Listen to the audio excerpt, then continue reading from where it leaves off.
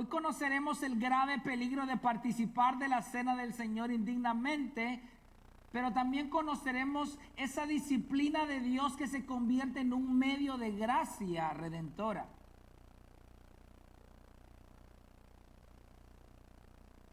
El primer punto que vemos en el versículo 27 de 1 Corintios lo podemos leer claramente. Dice el apóstol Pablo: de manera que el que come el pan o beba la copa del Señor indignamente será culpable del cuerpo y de la sangre del Señor. Así que el primer punto es la gravedad de la participación indigna.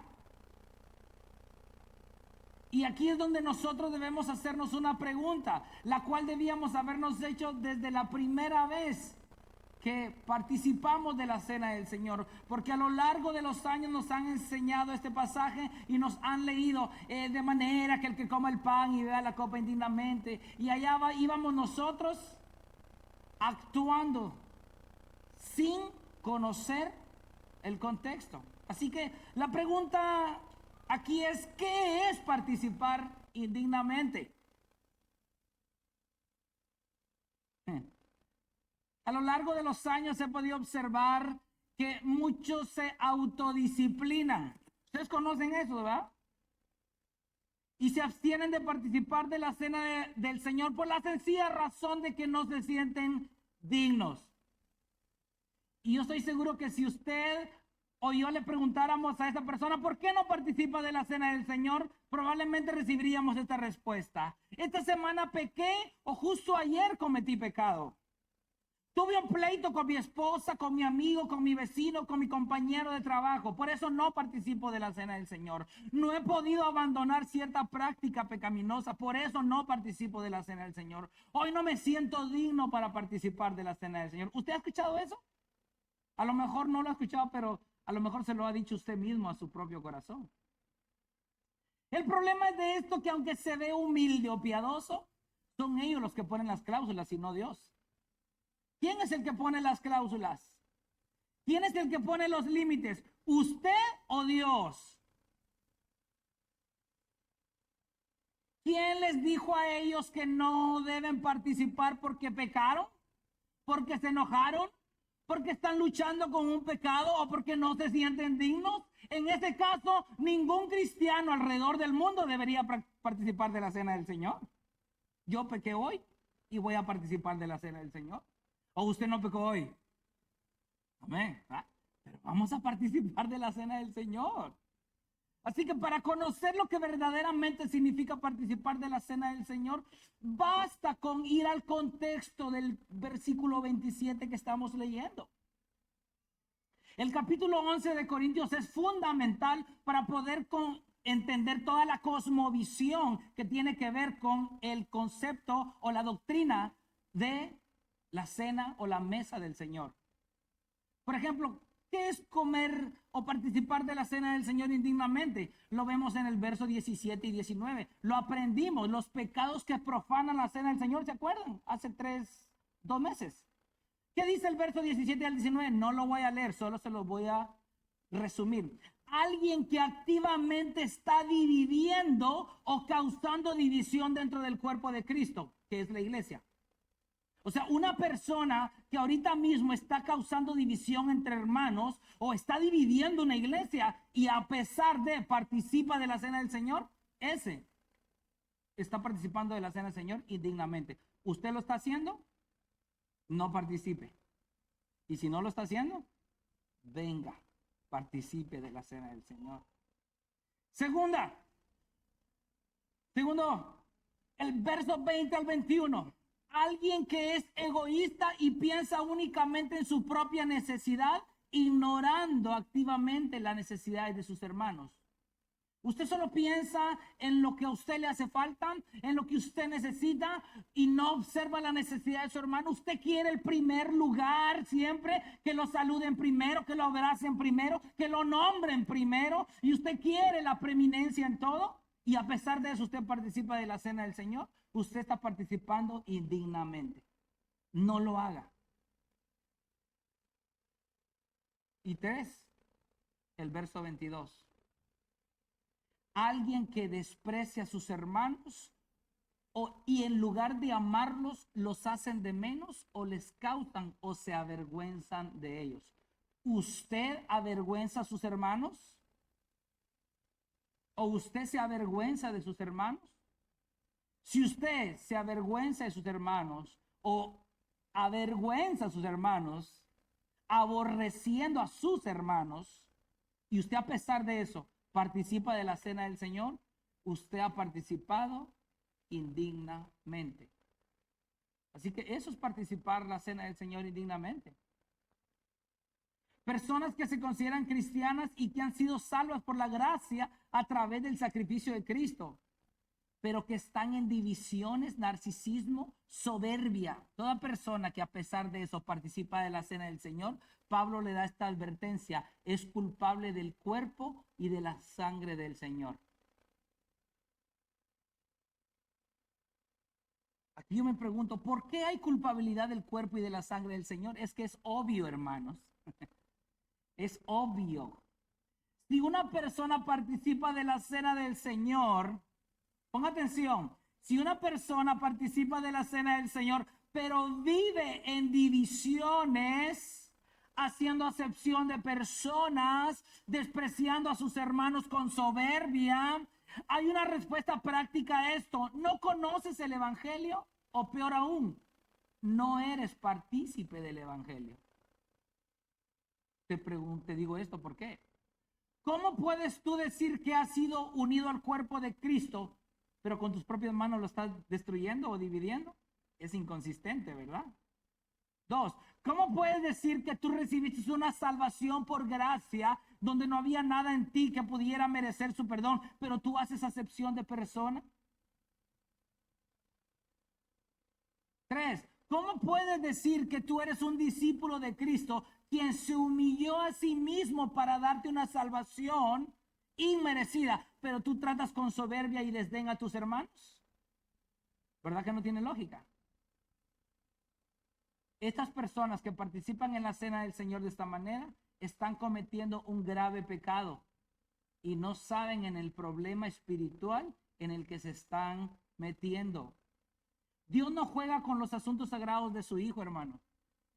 Y yo se lo demuestro con las Escrituras. Hebreos 10, 29 al 31 dice: ¿cuánto mayor castigo piensan ustedes que merecerá el que ha pisoteado bajo sus pies al Hijo de Dios y ha tenido por inmunda la sangre del pacto por la cual fue santificado y ha ultrajado al Espíritu de gracia? Pues conocemos a aquel que dijo: mía es la venganza, yo pagaré. Y otra vez, el Señor juzgará a su pueblo. Horrenda cosa es caer en las manos de un Dios vivo. Y aunque eso suena bastante fuerte, y lo es, Dios no nos deja ahí. Así como que ahí miras cómo te va. Su misericordia es grande, así como su advertencia también lo es. Él provee el medio para evitar participar de la cena del Señor indignamente. Y esto nos abre paso al segundo punto. El requisito previo para no participar indignamente lo vemos en el verso 28. Por tanto, examínese cada uno a sí mismo y entonces coma del pan y beba de la copa. Examínese, poner a prueba. Aquí es donde viene su punto esencial. Examínese y póngase a prueba. Y aquí nuevamente caemos en el error de autoexaminarnos bajo nuestros propios parámetros y volvemos a fallar. Porque entonces yo me autoexamino y yo Ramiro, llego a la conclusión que hoy no debo participar de la cena del Señor porque ya me autoexaminé. No, erróneo. No hagas de eso. Tú no eres Dios.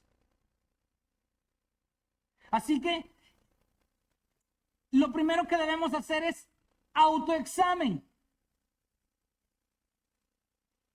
Y el autoexamen no tiene que ver con tu santómetro. Esa palabra yo me la inventé. La pueden apuntar en la Real Academia Española del pastor Ramiro Villeda. No se trata de tu santómetro. Que pongas a reflexionar sobre la vida que viviste esta semana, este mes, y llegues a la conclusión final de resultado de mi santómetro, 60% de santificación. Puedo participar con un poco de culpa, pero aún puedo. Resultado de mi santómetro, 85% de santificación. Hoy sí me siento muy bien para participar de la cena del Señor. Me fue bien esta semana. Oré, ayuné, leí la Biblia, etcétera. Compartí el evangelio. Resultado de mi santómetro, 45% de santificación. Hoy no podré participar. Antes que inicie la ceremonia y todos estén orando, agarro mis cosas y me voy. Resultado de mi santómetro, 99.99. No faltan los santulones, ¿verdad? Gracias a Dios, yo siempre estoy bien con Dios para participar de la cena del Señor. Y está este último grupo. Resultado de mi santómetro, 0.1001% de santificación. Yo nunca podré participar de la cena del Señor. Y así se abstiene de participar. Y déjenme darles un pequeño paréntesis. Yo veo más posibilidad de que un día en la eternidad del 0.1 sí participe de la cena del Señor allá en la eternidad, que aquel que dice tener el 99.99%. Eso téngalo por seguro. Así es la gracia de abundante en el Señor. Así que el autoexamen no se trata de lo que tú haces por Cristo, sino de lo que Cristo ha hecho por ti y Él sigue haciendo por ti. De eso se trata el autoexamen, no se trata de ti. Se trata de lo que Cristo hizo. ¿Por qué? Observen lo que dice 2 Corintios 13:5. Pónganse a prueba. Ahí está la misma palabra. Para ver si están en la fe. Examínense a sí mismos. ¿O no se reconocen ustedes mismos que Jesucristo está en ustedes? A menos que en verdad no pasen la prueba. Y me encanta lo que dice la traducción lenguaje actual. Dice, pónganse a pensar en su manera de vivir y vean si de verdad siguen confiando en Cristo. Hagan la prueba. Y si la pasan es porque Él vive en ustedes. Pero si no confían en Cristo de verdad, es porque Él no está en ustedes. ¿Se da cuenta? El autoexamen no se trata de tu santómetro personal. Se trata de que tú confirmes por ti mismo si Cristo vive en ti. ¿Cristo vive en ti? ¿Cristo te dio una salvación por gracia? Eso te hace digno para participar de la cena del Señor. Pablo quería que los corintios no se estuvieran autoengañando, acarreando sobre sí un juicio más severo. Sin embargo, podría existir la posibilidad que algunos se vieron identificados con lo que Pablo dijo. No obstante, Pablo no les dice, después de examinarse, si pasan la prueba, participe. Si no pasan la prueba, no participe. Es que Pablo nunca lo dijo para que no participen. Es que eso es lo que me impresiona. Nunca el consejo es autoexamínense y si 100 puntos, vengan. Y si 0 puntos, quédense. No, el propósito es participar de la cena del Señor. Observe lo que dice el apóstol Pablo.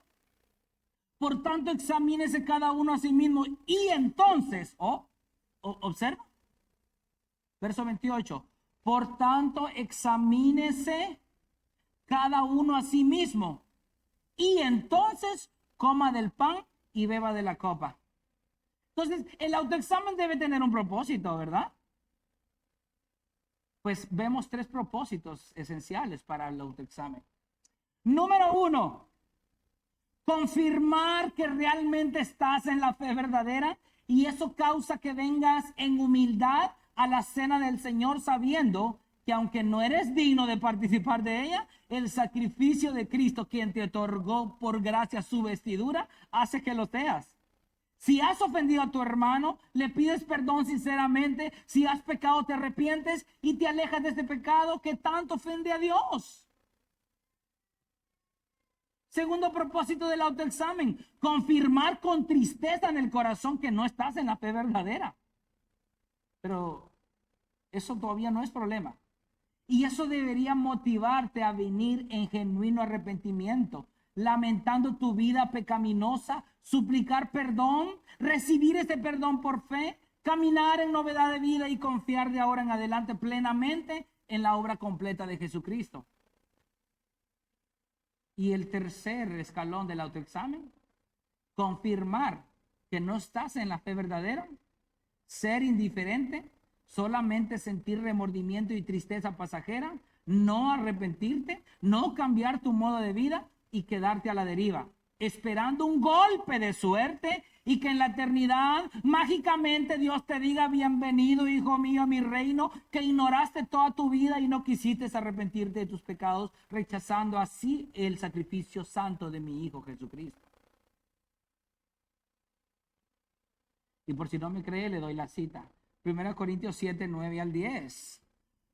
Pero ahora me regocijo no de que fueron entristecidos, sino que fueron entristecidos. ¿Para qué? ¿Para qué se entristece aquel que es redimido? Para arrepentimiento, porque fueron entristecidos conforme a la voluntad de Dios, para que no sufrieran pérdida alguna de parte nuestra. Porque la tristeza que es conforme a la voluntad de Dios, ¿qué produce? Arrepentimiento, que conduce ¿a dónde? A la salvación, sin dejar pesar. Pero la tristeza del mundo, ¿qué dice? Produce muerte. Yo espero que este autoexamen no produzca esa tristeza que produce el mundo, sino esa tristeza que produce arrepentimiento. ¿Para qué? Para salvación. Así que el autoexamen sirve para que los redimidos vengamos humildemente a participar por fe en esta ceremonia santa que nuestro Señor Jesucristo instauró hace más de 2000 años, en pro de nosotros los pecadores que hemos sido salvos. Así que justo después de la última cena, lo que se avecinaba era el evento más glorioso, más magnífico y único en toda la era humana: el sacrificio santo de nuestro Salvador Jesucristo. Es lamentable que en una celebración tan solemne muchos la tomen a la ligera.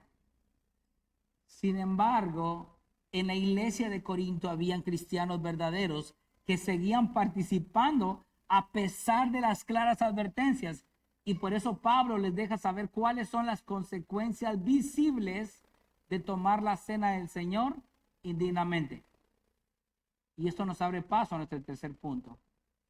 Las consecuencias visibles por participar indignamente. Eso lo vemos en los versos 29 al 30.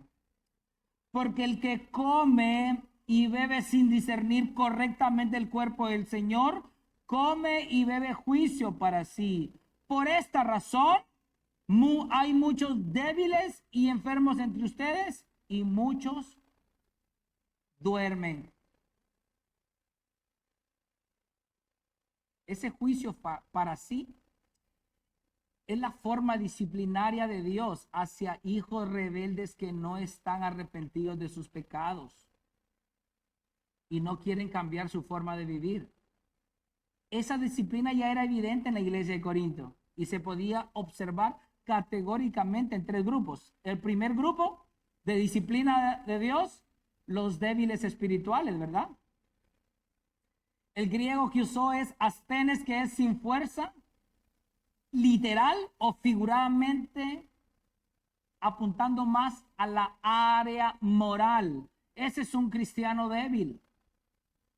Estos son aquellos que constantemente ceden a las tentaciones y preferentemente a las que tienen que ver con la inmoralidad, como codiciar a una mujer o un hombre con los ojos, consumir material pornográfico, relaciones sexuales extra y fuera del matrimonio, mentir constantemente sin sentir ninguna culpa o normalizar cualquier tipo de pecado que obstruye el crecimiento espiritual y su santificación.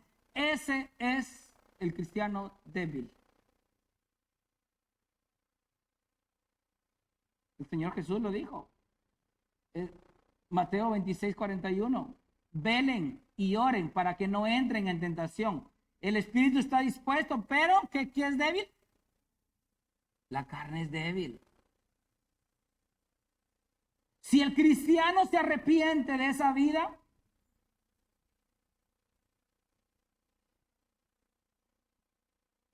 el Señor puede renovar sus fuerzas como las águilas, dar un nuevo comienzo y avanzar su vida en santificación. Si no se arrepiente de esa vida y piensa que Dios solamente se está haciendo de la vista gorda, de dentro de poco lo estaremos viendo caer en el segundo escalón de la disciplina de Dios. O sea que la primera evidencia de que estás bajo disciplina no es como dijo cierto hombre. Yo le pregunté hace muchos años, le dije, hermano, ¿qué es estar en la disciplina de Dios? La disciplina de Dios es cuando yo oro y ya no siento su presencia. No se trata de eso. Disciplina de Dios es cuando estás débil espiritual y no puedes retener tus palabras y las sueltas. Y no puedes tener dominio propio y humillas y ofendes y abres esas páginas que no deberías abrir. Estás en debilidad espiritual. Pero no pienses, mira, si eres hijo de Dios, no pienses que Dios así como que te va a dejar ahí. Tú corres el riesgo de caer al segundo escalón. Enfermedad física.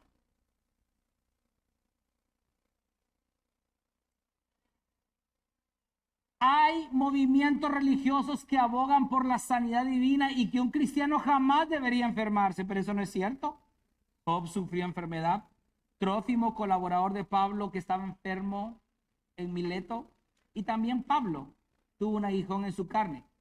No obstante, la enfermedad también es un método disciplinario que Dios usa, pero ya es el segundo escalón. Primero hay debilidad espiritual. Cedes a la tentación, no eres fuerte, ya no oras, ya no lees la Biblia, ya no quieres congregarte. Esos son los síntomas de que estás a punto de caer en una enfermedad física. Si eres hijo de Dios. Así que la enfermedad también es un método disciplinario que Dios usa para que sus hijos se arrepientan de la vida autónoma que han llevado en desobediencia a Dios. Es por eso que la enfermedad como tal puede ser un medio que Dios esté usando para trabajar en el carácter de una persona, pero también el medio en que Dios esté disciplinando a una persona. No lo sabemos, solo la persona y Dios lo sabe. Pero si no me crees, se lo leo en Santiago. Santiago 5:14 al 15 dice, ¿está alguien entre ustedes enfermo? Ahí está, eso es general, ¿verdad? Que llame a los ancianos de la iglesia y que ellos oren por él, ungiéndolo con aceite en el nombre del Señor. La oración de fe restaurará al enfermo. ¿Se da cuenta? Puede ser que ahí está Dios actuando en el carácter de la persona, trabajando en su confianza, en su fe, etcétera. Pero aquí está el segundo elemento. Y el Señor lo levantará. Si ha cometido pecados, ¿se da cuenta? Puede estar enfermo por haber cometido pecados. Le serán perdonados. Así que el fin es que esa persona confiese. Hermano, yo ya pasé por debilidad espiritual. No puedo vencer la tentación. Soy muy pronto en mi hablar. No medito en las palabras que digo. Cedo ante la tentación. No tengo fuerza. Y ahora estoy enfermo. No es que Dios te aborrezca. Dios está actuando con misericordia porque quiere que tú vengas en arrepentimiento de esa vida que llevas. Es inconsistente que Dios responda a una oración de sanidad. Usted ha escuchado a muchas personas. Yo quiero que por favor, hermanos, oren porque me duele la espalda baja. Pero no quieres dejar el pecado que haces a solas delante de todos. ¿Tú crees que Dios va a responder esa oración? Queremos sanidad física, pero no queremos sanidad espiritual, ¿verdad? Eso no funciona así. ¿Tú quieres sanidad física? Arrepiéntete de tu pecado privado, aquel que nadie conoce aparentemente. Aléjate de ese pecado. Comienza a vivir tu vida en arrepentimiento y fe. Y entonces, suplícale a Dios por sanidad. Y puede ser que Dios te sane. Todavía no te aseguro, porque Pablo se lo pidió 3 veces. Y el Señor le dijo, bástate mi gracia, porque mi poder se perfecciona en tu debilidad. Así que más que la sanidad física, yo creo que Dios puede trabajar en el reconocimiento de nuestras capacidades tan débiles de poderle ser fiel a Dios. Y eso nos empujaría a vivir en completa humillación a Él, dependiendo de Él. Así que Dios no va a responder una oración de una persona que está en pecado. No lo va a sanar. Nosotros como padres somos alcahuetes, ¿o no? Nuestros hijos nos desobedecen y les dijimos, si me desobedeces, no te compro tal cosa. Desobedecieron y les terminamos comprando las cosas. ¿Por qué? Porque somos muy amorosos. No, eso no es ser amoroso. Eso es ser alcahuete. Y Dios no es así. Dios no es como nosotros, hermanos. Dios es justo. Y por favor,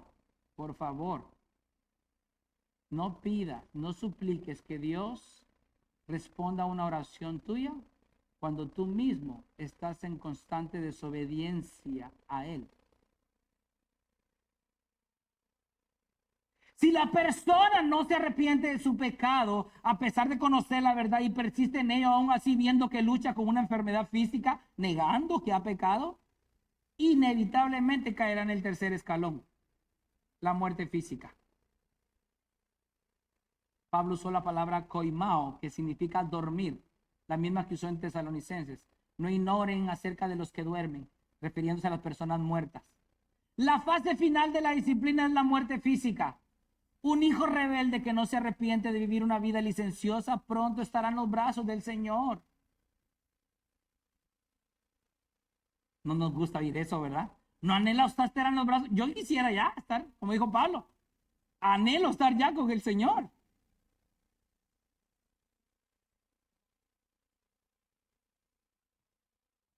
Aunque Dios amorosamente prolonga su hilo de misericordia para que aquella persona se arrepienta, tarde o temprano ese hilo llega a su fin y el resultado será inevitable. Estás pronto a ver el rostro de tu Salvador.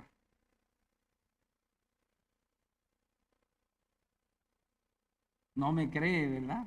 Se lo leo con las escrituras. Primera de Corintios 5, 3 al 5. Pues yo, por mi parte, aunque ausente en el cuerpo, había un joven que estaba cometiendo un pecado de incesto. Y observen lo que Pablo dijo. Aunque ausente en el cuerpo, pero presente en espíritu, como si estuviera presente, ya he juzgado al que cometió tal acción. En el nombre de nuestro Señor Jesús, cuando estén reunidos y yo con ustedes en espíritu, con el poder de nuestro Señor Jesús, entreguen a ese tal. ¿Para qué? Destrucción de la carne. ¿Qué destruye nuestra carne física? Enfermedad, ¿verdad? Ok. A fin de que su espíritu sea salvo en el día del Señor Jesús. Dice William MacDonald en su comentario sobre esta cita. Algunos creen que entregar a Satanás describe el acto de excomulgar de la iglesia local a alguien. ¿Por qué? Porque queda bajo la esfera del dominio de Satanás. Por ello, entregar a Satanás sería sencillamente excomulgarlo de la iglesia. Muchos creen que destrucción de la carne describe un padecimiento físico que Dios empleará para quebrantar el poder y las concupiscencias y hábitos de pecado en la vida del hombre. Otros creen que esta destrucción de la carne es una descripción de una muerte lenta, que daría al hombre tiempo para arrepentirse y ser restaurado. En todo caso, deberíamos recordar que la disciplina de los creyentes está siempre calculada para conseguir su restauración a la comunión con el Señor. La excomunión nunca es un fin en sí misma, sino siempre un medio para un fin. ¿Se da cuenta? La enfermedad no es porque Dios ya quiere que mueras, no, porque quiere que te arrepientas, en serio. Cambiemos nuestro estilo de vida, hermanos. Dejemos el orgullo a un lado. ¿O quieres ver ya el rostro del Señor Jesús? ¿Ah? Si quieres ver ya el rostro del Señor Jesús, continúa así.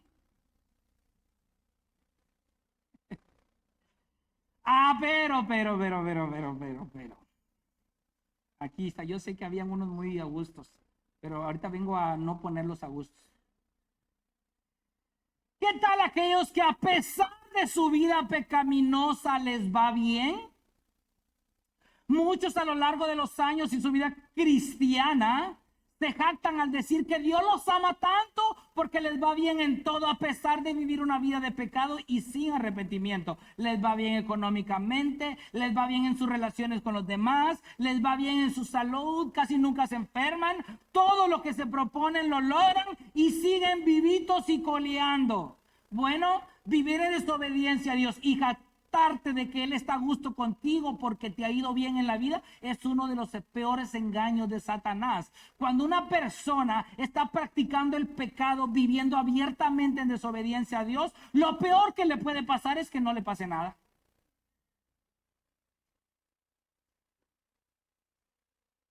Yo le dije que iba a incomodarlo.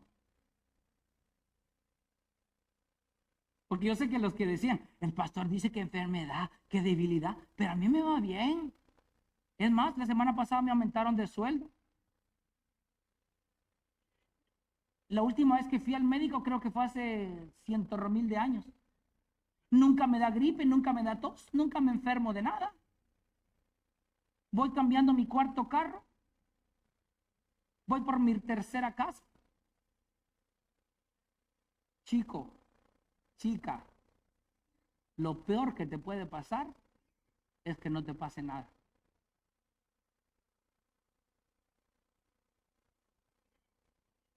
Y la razón es simple. Dios no disciplina a los que no son sus hijos. ¿Cómo te verías tú disciplinando a mi hija Melody o Mercy en mi presencia? Diciéndole, venga Melody, venga, y agarras el cincho y paz, paz, paz. ¿Cómo se vería usted? Cambiemos los papeles. ¿Cómo me vería usted a mí agarrando el cincho y dándole sus cintazos a su hijo? ¿Verdad que es inconsistente? Lo mismo es Dios.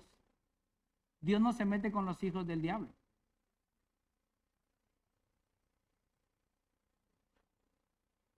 De manera que si hasta ahora todo va bien a pesar de tu vida licenciosa, no te jactes, mejor di, ay de mí. Ahora bien, si después de conocer esto y examinar tu vida, llegas a la conclusión que puedas estar bajo la disciplina del Señor, entonces puedes alegrarte por ello, porque la disciplina es un medio de gracia que Dios ha establecido para el crecimiento de sus hijos. Y esto nos abre paso a nuestro cuarto y último punto. Así que no lo voy a dejar ahí, hermanos. Aquí viene la gracia de nuestro Dios.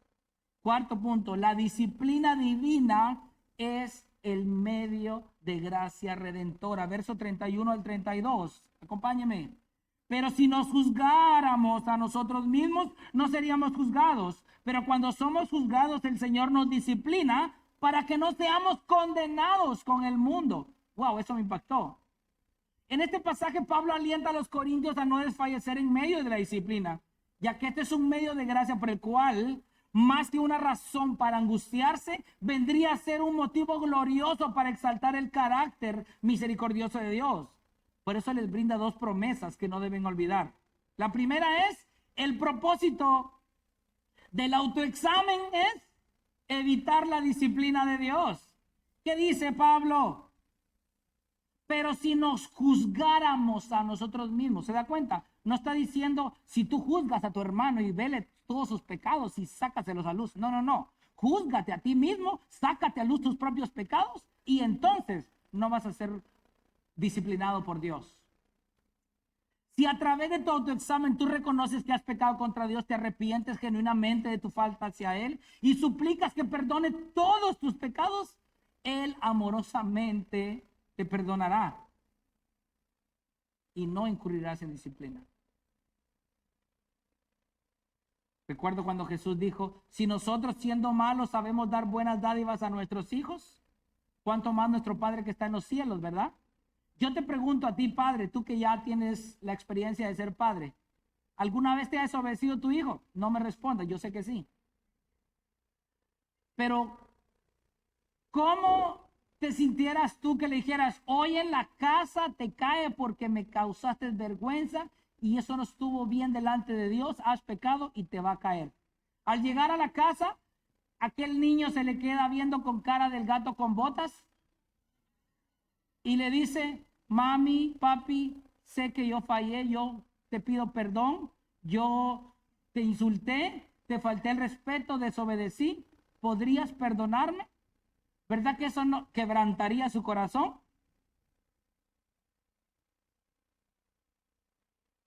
Bueno, usted no es más amoroso que Dios. Dios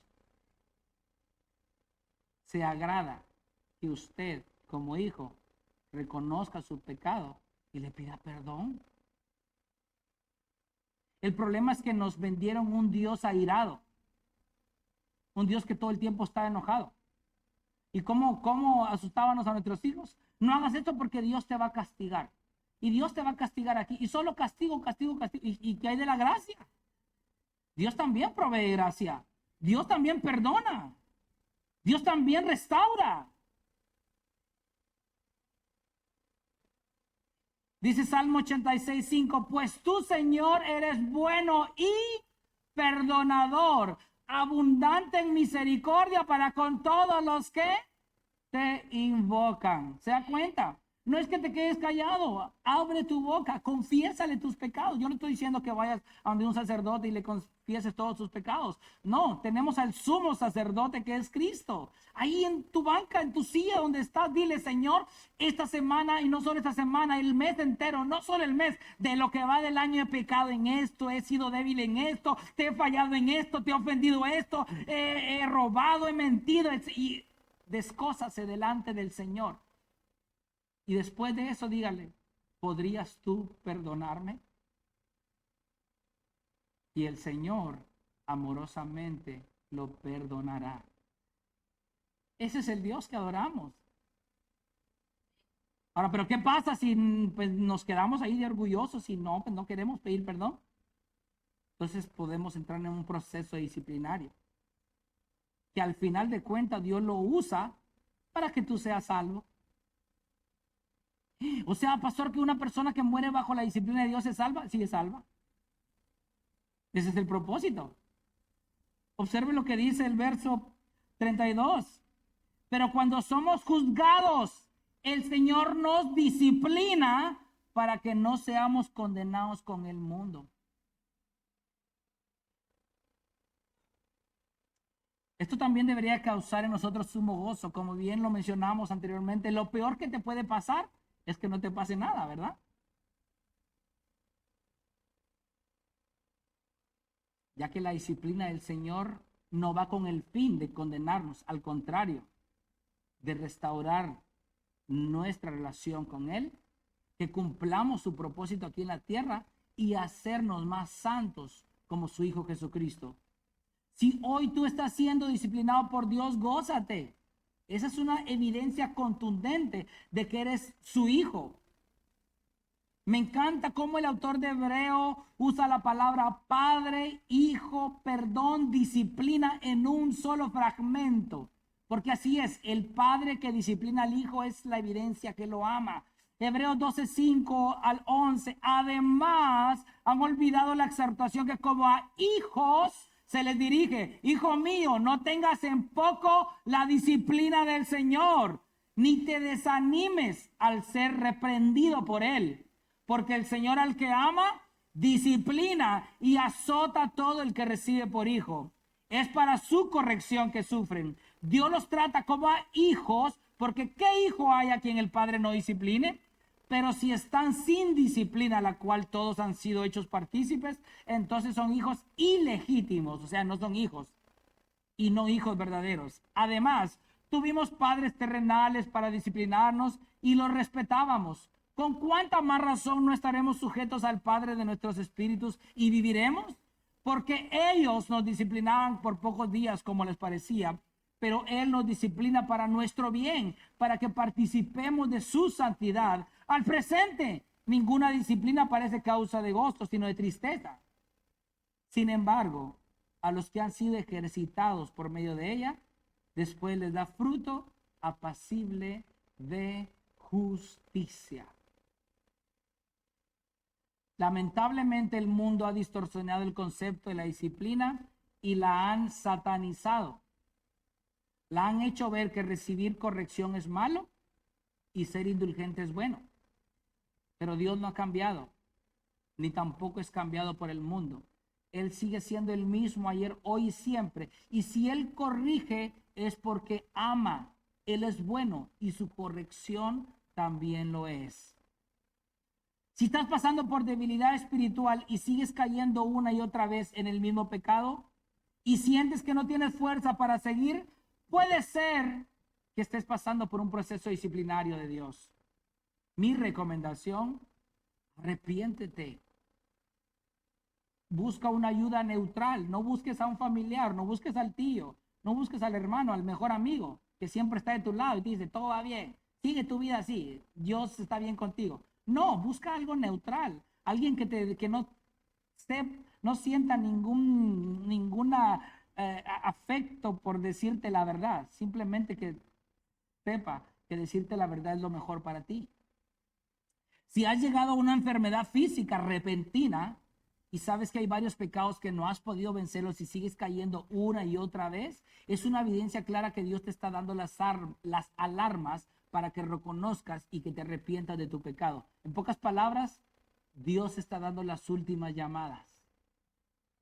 Últimas llamadas. Mi recomendación, nuevamente, arrepiéntete. Haz lo que dice Santiago: si alguno está enfermo, llame a los ancianos y nosotros oraremos por ti. Si has cometido pecado, confiesa. Recuerda que el que no confiesa su pecado no puede prosperar. Suplica perdón y el Señor restaurará tu vida. Recuerda que aquellos que siguen participando de la cena del Señor indignamente y ya pasaron por debilidad espiritual, enfermedad física y no se arrepienten de su pecado, el Señor los corta de la tierra de los vivientes para llevárselos con él. Eclesiastés 7:17 dice: no seas demasiado impío, ni seas necio. ¿Por qué has de morir antes de tiempo? Se lo leo en la Biblia, la palabra. No seas demasiado malo, ni seas insensato. ¿Por qué morir antes de tu hora? ¿Sí? Dios tiene planes para ti. Puede ser 10 años más, 20 años más, 30 años más. Pero si tú persistes ahí, puede ser que solo te queden 3, 2 años, 1 año más, no lo sé. ¿Qué vas a hacer? ¿No te vas a arrepentir?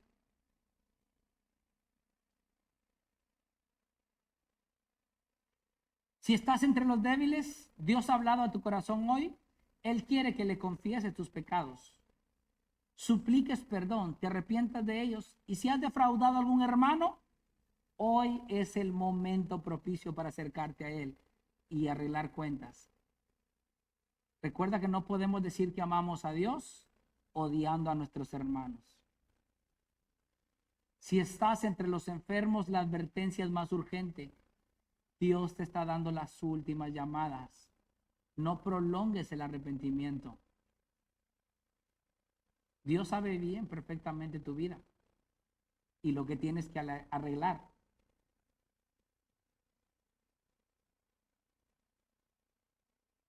Es un poco fuerte, hermanos, pero es la cena del Señor. Por eso se llama Santa Cena. Es santo. No profanemos este momento tan solemne. El llamado no es para que no participemos. Usted observó al principio. El llamado es para que usted reflexione, confiese sus pecados delante de Dios, pida perdón y venga.